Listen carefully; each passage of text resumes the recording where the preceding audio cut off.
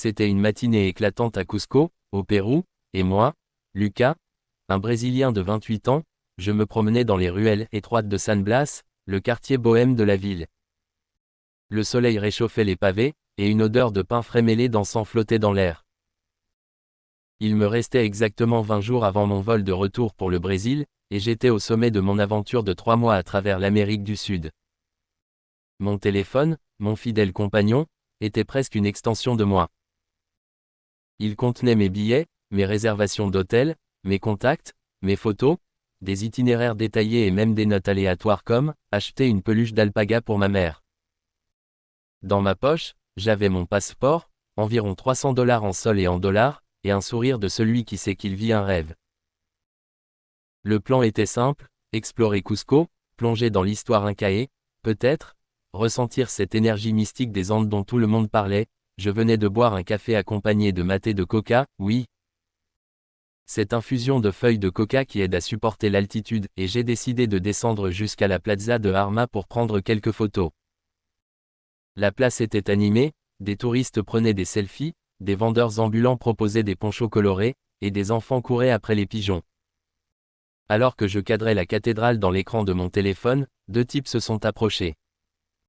L'un d'eux, une carte à la main, m'a demandé de l'aider à trouver une rue. Distrait, j'ai commencé à expliquer, en pointant bien sûr dans la mauvaise direction. Soudain, l'autre a arraché mon téléphone de ma main, tandis que le premier a tiré sur mon sac à dos et a pris la fuite. J'ai crié, j'ai essayé de courir après eux, mais l'altitude de 3400 mètres de Cusco est impitoyable. En quelques secondes, mes jambes sont devenues du coton, et je suis resté là, essoufflé, les regardant disparaître dans la foule. Quand j'ai réalisé ce qui s'était passé, le désespoir m'a submergé. Mon téléphone contenait tout, billets, réservations, contacts, photos, même le numéro de mon assurance voyage. Le sac volé emportait ma caméra, une veste de rechange et mon carnet de notes. Qu'est-ce qu'il me restait? Mon passeport, heureusement dans la poche de mon pantalon, environ 200 $ en liquide et une sensation de vide immense. J'avais l'impression d'avoir perdu une partie de moi, les 3 premiers jours ont été un cauchemar. Je suis allé au commissariat, mais la barrière de la langue et la lenteur bureaucratique m'ont donné l'impression de parler à un mur. Le policier, avec un espagnol bien trop rapide pour mon portunol, a noté mon témoignage et m'a dit que c'était courant, et qu'il trouverait peut-être quelque chose. Je suis sorti de là avec un bout de papier inutile et aucun espoir. J'ai essayé d'accéder à mes comptes dans un cybercafé, mais mon email demandait une authentification via mon téléphone volé.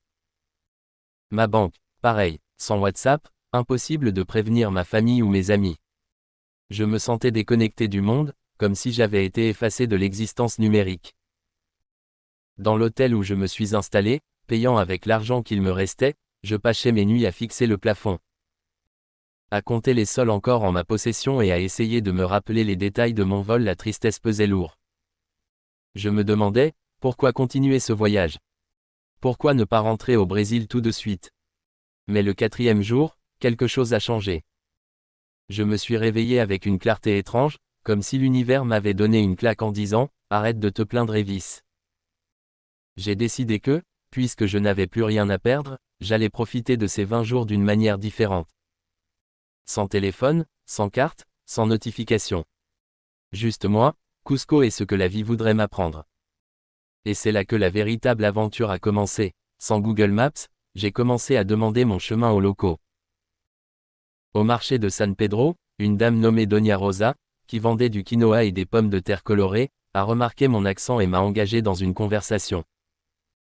En achetant de quoi cuisiner, elle m'a appris à préparer une soupe de quinoa avec du maïs et des herbes. C'est pour réchauffer le cœur, m'a-t-elle dit en souriant. J'ai passé l'après-midi à son étal, écoutant ses récits sur son enfance dans une communauté quechua dans les montagnes. Elle m'a raconté comment sa grand-mère lisait l'avenir dans les feuilles de coca, et, l'espace d'un instant, j'ai complètement oublié le vol. Cette connexion simple, humaine, m'a redonné vie. À l'hôtel, j'ai rencontré un groupe de backpackers argentins, tous dans la vingtaine, qui voyageaient à travers l'Amérique du Sud en combi. Ils m'ont invité à une randonnée improvisée vers une ruine peu connue, hors des circuits touristiques.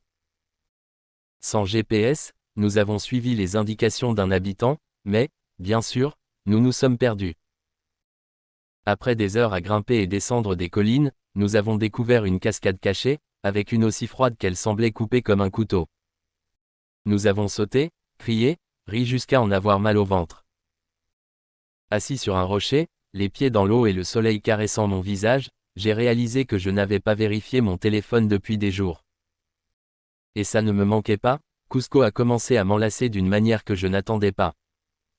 J'ai appris à me repérer dans les rues sinueuses grâce au conseil des locaux. Un chauffeur de taxi nommé Juan m'a conduit à un mirador secret pour admirer le coucher de soleil. Il a refusé un pourboire supplémentaire. Raconte-moi la mer au Brésil, m'a-t-il demandé. J'ai passé une demi-heure à décrire les plages de Rio, l'odeur de la marée, le bruit des vagues. Il m'écoutait, les yeux brillants, comme s'il pouvait tout voir. En échange, il m'a emmené dans une chicheria, un bar local où l'on boit de la chicha, une boisson fermentée à base de maïs. Entre deux gorgées, il m'a présenté à ses amis, et nous avons fini dans une discussion animée sur le football, la politique et les légendes, incas jusqu'à tard dans la nuit, une soirée.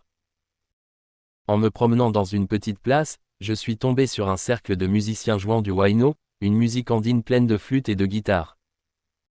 Moi qui n'ai jamais été un grand danseur, je me suis retrouvé tiré par une fille du coin qui a insisté, « Gringo, viens ». J'ai dansé maladroitement, trébuchant sur mes propres pieds, pendant que tout le monde riait et tapait des mains. La musique, le mouvement, l'énergie de ces gens tout semblait me dire que j'étais exactement là où je devais être, chaque jour apportait quelque chose de nouveau. Il y a eu le jour où j'ai aidé un artisan au marché à porter des caisses et où il m'a offert un bracelet en cuir en cadeau. Il y a eu la matinée passée dans une petite ruine inca, assis en silence, écoutant le vent et essayant d'imaginer ce que les Incas ressentaient en construisant ces pierres parfaites. Il y a eu la nuit où j'ai partagé un feu de camp avec d'autres voyageurs, racontant des histoires de fantômes brésiliens pendant qu'ils partageaient des légendes andines. Sans téléphone, je n'étais pas seulement déconnecté d'Internet, j'étais connecté au moment, aux gens, aux lieux. Quand le jour du vol est arrivé, j'ai presque pleuré de nostalgie avant même de partir. À l'aéroport de Cusco, j'ai tendu mon passeport froissé au comptoir d'enregistrement et j'ai jeté un dernier regard aux montagnes. Le vol, qui au départ semblait la fin du monde, avait été le plus beau cadeau de ce voyage. Ces 20 jours sans technologie m'ont appris à me faire confiance, à écouter les autres, à vivre sans plan. Je suis rentré au Brésil avec un sac plus léger, mais le cœur débordant. Et aujourd'hui encore, quand la vie devient pesante, je ferme les yeux et je retourne à Cusco dans ces rues pavées, dans les rires partagés avec des inconnus. À cette version de moi qui a appris que, parfois, tout perdre est le premier pas pour se retrouver.